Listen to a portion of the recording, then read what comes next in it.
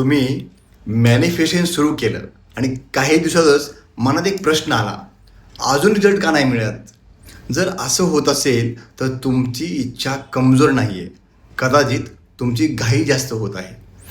आपण एखादं गोल ठरवतो, ॲफर्मेशन करतो, व्हिज्युअलायझेशन करतो, मेडिटेशन करतो आणि मग मन म्हणतं आता किती दिवस थांबायचं.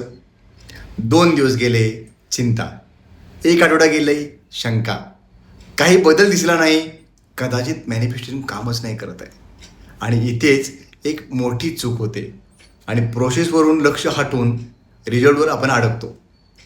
शेतकरी बी पेरल्यावर दुसऱ्या दिवशी माती उघडून बघतो का?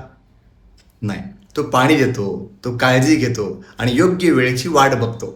कारण त्याला माहिती असतं प्रत्येक गोष्टीला तिचा एक नॅचरल टाईम असतो. तसंच मॅनिफेस्टेशनमध्येही असतं.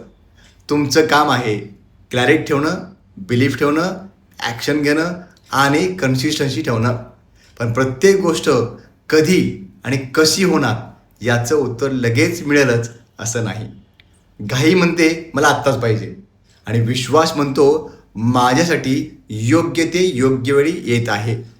ही दोन्ही एनर्जी पूर्णपणे वेगळी आहे आणि म्हणून आजपासून तुमच्या ड्रीमला डेडलाईन देण्यापेक्षा तुमच्या डेली ॲक्शनला कमिटमेंट द्या. रिझल्ट कधी येईल यावर कमी लक्ष फोकस करा. आज मी काय करू शकतो यावर जास्ती लक्ष द्या. बीजाला ओढून झाड बनवता येत नाही, पण त्याला रोज पाणी देता येतं. तसंच मॅनिफेस्टेशनला फोर्स करू नका, त्याला नर्चर करा.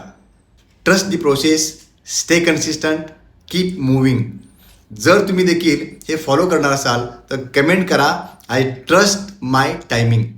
आणि आज स्वतः एक प्रश्न विचारा, मी रिझल्टची वाट बघतोय का माझ्या पुढच्या ॲक्शनवर काम करतोय? व्हिडिओ आवडला असल्यास नक्की लाईक करा, शेअर करा आणि आमच्या चॅनलला फॉलो करा. भेटूया नवीन व्हिडिओमध्ये अजून एका जबरदस्त टॉपिकसह. धन्यवाद.